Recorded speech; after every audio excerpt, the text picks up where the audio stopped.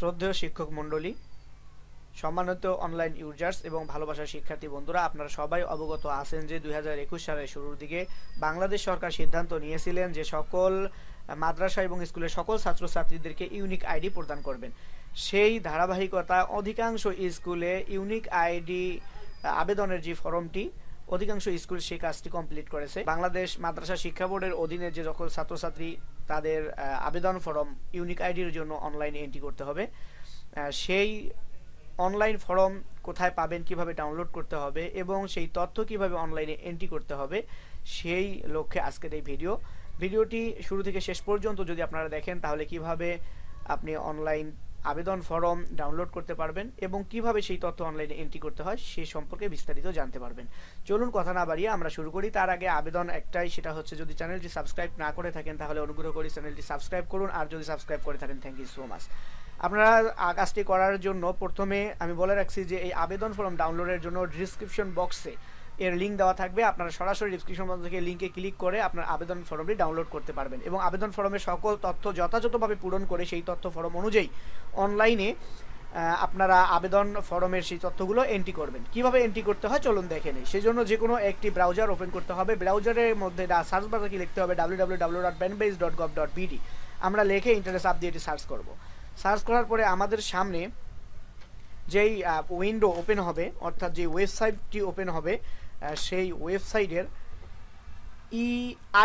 EIEIMS এখানে আমরা click করব। ক্লিক করার পরে আমরা যে প্রথম যে ইউনিক আইডি লাইভ সার্ভার এই অপশনটি, এই লিঙ্কটিতে আমরা ক্লিক করব। এখানে ক্লিক করার পরে যে অপশনগুলো আসবে সেই অপশনগুলোর মধ্যে এখানে ইউজার বা অ্যাডমিন দিচ্ছি, দুইটার যে কোনো একটা। এই তথ্যটা হচ্ছে মূলত অ্যাডমিন একটা প্রতিষ্ঠানের প্রধানই হতে পারেন এবং তার আওতায় সর্বোচ্চ 5 জন ইউজার থাকতে পারেন। কাজ একই, আপনারা যে কোনো একটা সিলেক্ট করবেন। তারপরে প্রতিষ্ঠান নাম্বারের ইন নাম্বার, যে প্রতিষ্ঠানের অধীনে আপনি সেই প্রতিষ্ঠানের ইন নাম্বার দিতে হবে এবং পাসওয়ার্ড দিয়ে এটি লগ ইন করতে হবে। লগ ইনে ক্লিক করতে হবে। ক্লিক করার পরে এখানে 6টি লিঙ্ক ওপেন হয়েছে। এই 6টির কাজই আমরা একটা একটা করে সবগুলোর কাজ ধারাবাহিকভাবে দেখব। সেই কাজগুলো দেখার জন্য আপনারা চ্যানেলটি সাবস্ক্রাইব করে রাখুন। যে কোনো কাজের ভিডিও আপলোড করলে আপনি অবশ্যই নোটিফিকেশন পেয়ে যাবেন। আজকে আমরা প্রথম থেকে শুরু করতেছি। প্রথম যে কাজটা সেটা স্টুডেন্টের উপরে যদি কার্সর রাখি মাউজের, তাহলে এখানে 3টা অপশন দেখতে পারবো। এখানে প্রথমে যেই তথ্যটি স্টুডেন্ট ফর্ম, আমরা এটাতে ক্লিক করব। প্রথমটাতে এটাতে ক্লিক করার পরে এখানে যে পেজটি আসছে সঠিকভাবে তথ্যগুলো এখানে পূরণ করতে হবে। সেই তথ্যগুলোর মধ্যে শিক্ষার্থীর আইডি এখানে অটোমেটিক আপলোড হবে। সেজন্য আমরা প্রথমে এখানে শিক্ষার্থীর জন্ম নিবন্ধন নম্বর এখানে টাইপ করব 108। আমরা এখানে ক্লিক করার পরে তারপরে আমরা এখানে জন্ম তারিখ দেব। শিক্ষার্থীর জন্ম তারিখ 10 মার্চ 2011।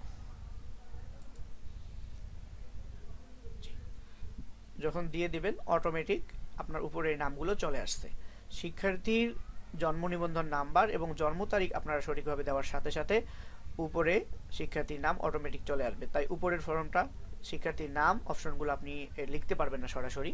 সেই জন্য আপনাকে প্রথম যে কাজটা সেটা হচ্ছে যে আপনি জন্ম নিবন্ধন নাম্বার দিবেন, তারপরে জন্ম তারিখ দিবেন, দিলে অটোমেটিক উপরে নামগুলো চলে আসবে যদি আপনার তথ্য সঠিক হয়। তারপরে এখানে ছবি আপলোড করবেন। এখানে পাসপোর্ট সাইজের ছবি এন্ট্রি করতে হবে। ছবিটা এন্ট্রি করার জন্য আমরা প্রথম এখান থেকে ছবিগুলো কাজ করে রাখবেন। এখান থেকে ক্রপ করার জন্য আপনাকে অবশ্যই অপশন দেবে, সেখান থেকে আপনারা ক্রপ করে নেবেন ছবিটা।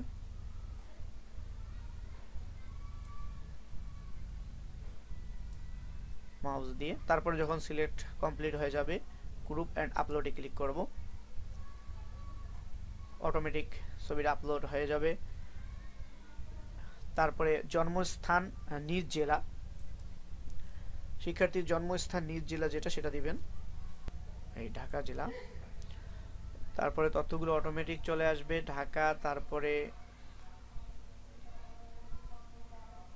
মহিলা বাংলাদেশি, এখানে ধর্ম সিলেক্ট করবেন ইসলাম, অধ্যয়নরত শ্রেণী 6, শ্রেণীর রোল নাম্বার শ্রেণী রোল বাইটি শ্রেণী রোল 1 দিলাম। বৈবাহিক অবস্থা অবিবাহিত। তারপরে প্রতিবন্ধী কিনা না।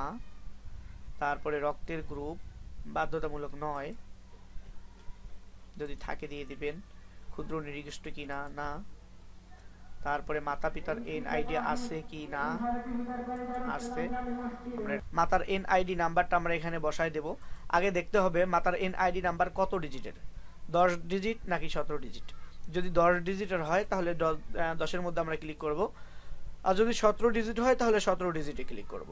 তারপরে আমরা নাম্বারগুলো দিয়ে দেব। দেওয়া হয়ে গেলে সেম ভাবে আমরা জন্ম তারিখটা দিয়ে দেব।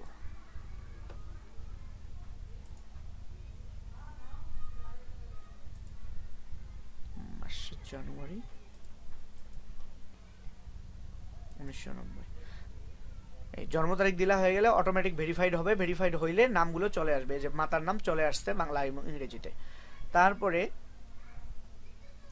পিতার জন্ম নিবন্ধন নম্বর, জন্ম নিবন্ধন নম্বর যদি থাকে তাহলে দিবেন, আর যদি না থাকে তাহলে নেই। তারপরে আসবে মোবাইল নাম্বার 573। মোবাইল নাম্বার হয়ে গেলে এখানে পেশা সিলেক্ট করবেন, যার যেটা পেশা সেটা দিয়ে দিবেন।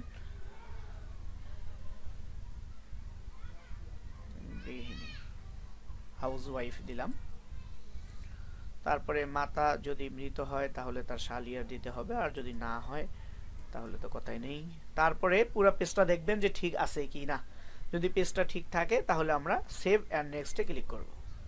যদি আপনার তথ্যগুলো সঠিক থাকে তাহলে সাকসেসফুলি দেখাবে, আর যদি বেঠিক থাকে তাহলে আপনাকে ওই জায়গায় আবার নিয়ে যাবে।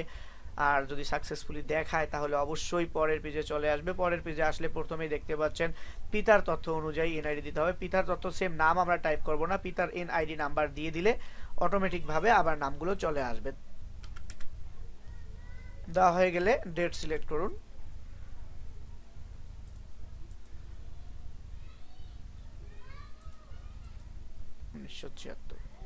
বাস অটোমেটিক চলে আসবে। যদি সঠিক হয় তাহলে চলে আসবে ভেরিফাইড হইলে উপরে নামগুলো চলে আসবে। তারপরে একই অবস্থায় যদি পিতার জন্ম নিবন্ধন থাকে তাহলে দিবেন, আর যদি না থাকে দরকার নেই। মোবাইল নাম্বার থাকলে দিয়ে দিবেন, না থাকলে তো নেই। তারপরে পেশা, পিতার পেশা সিলেক্ট করবেন। আদার প্রফেশনাল সার্ভিস ওয়ার্কার, আমি এটা দিলাম। এখানে নন সিলেক্ট করে দেন। তারপরে বিভাগ, বর্তমান ঠিকানা অনুযায়ী বিভাগ সিলেক্ট করবেন। ঢাকা, জেলা ঢাকা, উপজেলা মিরপুর। তারপরে সিটি কর্পোরেশন 7 হইব সেকশন 6 ব্লক বি।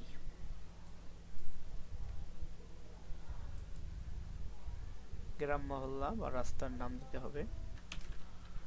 ফকির বাড়ি, বাসা বা হোল্ডিং নাম্বার মিরপুর দিলাম। এখানে পোস্ট নাম্বার 1216 দিয়ে দেব।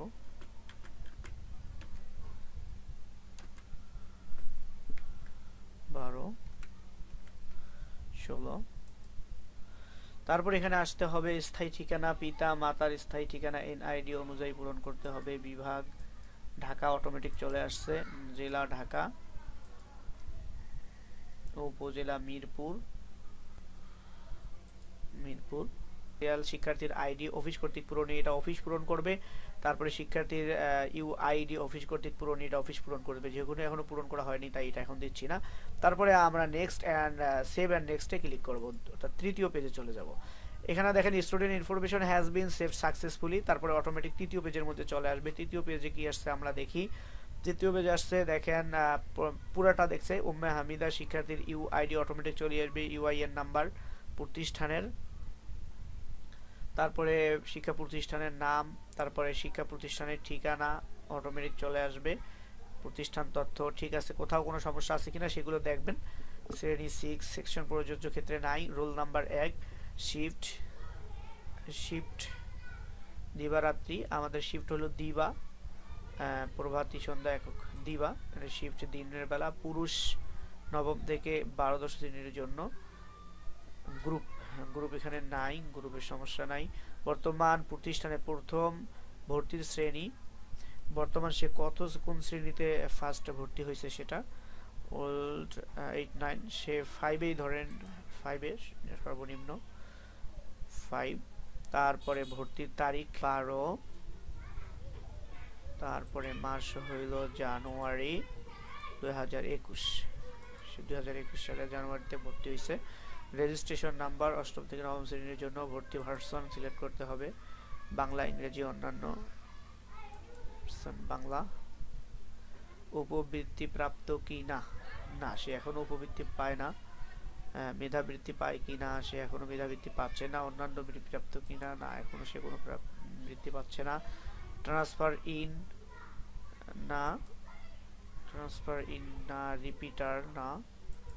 এই তথ্যগুলো দিবেন, মানে একই ক্লাসে আছে কিনা সেটা, অন্য প্রতিষ্ঠান থেকে ট্রান্সফার হয়ে আসছে কিনা সেটা তথ্য। যদি অন্য কোনো প্রতিষ্ঠান থেকে এসে থাকে তাহলে হ্যাঁ দিবেন, আর যদি না হয়ে থাকে তাহলে না। আর যদি রিপিটার একই ক্লাসে যদি বারবার থাকে তাহলে হ্যাঁ, আর না হলে না। পূর্ববর্তী শ্রেণীর পরীক্ষার ফলাফল দিতে হবে, এখানে পূর্ববর্তী শ্রেণীতে সে কি পাইছে। ইবতেদায়ী, রোল নাম্বার, ইউআইএন নাম্বার, প্রতিষ্ঠানের তথ্যগুলো দিতে হবে। ইবতেদায়ীতে রোল নাম্বার তার 1 ছিল। ইআইআইএন নাম্বার 133994। তারপরে শিক্ষা প্রতিষ্ঠানের নাম অটোমেটিক চলে আসবে, বোর্ড, এখানে কোন বোর্ড, মাদ্রাসা বোর্ড। জিপিএ নাই, পরীক্ষার বছর 2021 ছিল। পরীক্ষা শ্রেণীর নাম ইবতেদায়ী, পরীক্ষার বছর 21, এই তথ্যটা এখানে চলে আসছে। তারপরে উপস্থিতির তথ্য 2020 সাল, শ্রেণী শিক্ষক কর্তৃক পূরণীয়। এটা 20 সালে সে কতদিন, 20 সালে তো সে আসেনি, জানুয়ারি, ফেব্রুয়ারি, মার্চ। মোট কর্মদিবস অটোমেটিক চলে আসছে। উপস্থিতি দিবসের সংখ্যা এটা দিয়ে দিবে, দিয়ে শিক্ষক পূরণ করবে। পূরণ করার পরে সেভ অ্যান্ড নেক্সটে আমরা ক্লিক করব। তারপরে প্রোফাইল জিপিএ ইজ রিকোয়ার্ড, এটা সেভ হয়নি। সেভ না হওয়ার পিছনে কারণ হচ্ছে আমরা এখানে নিচের তথ্যটা এখনো পূরণ করিনি। তারপরে এখানে জিপিএ, সে জিপিএ কত পাইছে সেই জিপিএটা আমরা পূরণ করিনি, যেহেতু এখানে সে 5-এর এবার ইবতেদায়ী পরীক্ষা হয় না। ক্লাস ওয়ারি জিপিএ সে কত পাইছে শ্রেণী সেটা দিতে হবে। আমি এখানে 4.53 একটা দিলাম। তারপরে এখানে বছরের আমরা আবার দেখি এবার কি আসে। এবার সেভ সাকসেসফুলি দেখাইছে। তারপরে দেখি আমরা পরের পেজে কি আসে। নেক্সট পেজ 4র্থ নাম্বার পেজে চলে আসছে। 4র্থ নাম্বার পেজে সেম ভাবে স্কাউট, স্টুডেন্ট এই তথ্যগুলো হুবাহু পূরণ করতে হবে। সে এখানে কারিকুলার কার্যক্রম প্রযোজ্য ক্ষেত্রে টিক চিহ্ন দিন, এখানে সে কোন বিষয়ে পারদর্শী, তারপরে এখানে কোন বিষয়ে, এই সবগুলোতে সঠিকভাবে তথ্যগুলো যেটা সঠিক সেটাতে টিক চিহ্ন দিবেন। যেটা সঠিক না থাকলে এখানে কোনো কিছু টিক চিহ্ন দেওয়ার দরকার নাই। শিক্ষার্থী স্বাক্ষরের তারিখ, সে স্বাক্ষর কত তারিখে করছে, এগুলো সব তথ্য ঠিক করে। শ্রেণী শিক্ষকের মোবাইল নাম্বার দিতে হবে। দেওয়ার পরে প্রতিষ্ঠান প্রধানের প্রত্যয়ন আছে কি না, এবং প্রত্যয়ন করলে প্রতিষ্ঠান প্রধান কত তারিখে প্রত্যয়ন করেছে সেটা দিবে। প্রতিষ্ঠান প্রধানের মোবাইল নাম্বার দিতে হবে। তারপরে প্রতিষ্ঠান প্রধানের এনআইডি নাম্বার দিতে হবে। দেওয়ার পরে সেভ অ্যান্ড ফিনিশে ক্লিক করব। যেহেতু আমরা 4র্থ নাম্বার ফর্মটা কমপ্লিটলি পুরাইলাম না, ফিল আপ করলাম না, সেহেতু এখানে সেভ দিয়ে লাভ নাই, কারণ তথ্যগুলো আসবে না, প্রতিষ্ঠান থেকেই তথ্যগুলো নিতে হবে, তারপর সেটা সেভ করতে হবে। তারপরে যখন আমরা এখানে ক্লিক করব সেভ অ্যান্ড ফিনিশে ক্লিক করব, অর্থাৎ ফিনিশড, এটাই লাস্ট ফেজ। এখানে আমরা সেভ করলে ততটা পুরোপুরিভাবে আপডেট হয়ে যাবে। এই ছিল বন্ধুরা আজকের ভিডিওটি যদি ভালো লাগে বা এখান থেকে যদি আপনার একটু উপকার হয়ে থাকে তাহলে দয়া করে চ্যানেলটি সাবস্ক্রাইব করবেন, এবং পরবর্তী যে ধাপগুলো আছে এরপরে কোন কোন বিষয়ে মানে কাজগুলো করতে হবে, আপনার করণীয় কি, সে পর্যায়ে নেক্সট ভিডিওতে আলোচনা করব। সে পর্যন্ত সবাই ভালো থাকুন, সুস্থ থাকুন এই কামনা করি। আল্লাহ হাফেজ।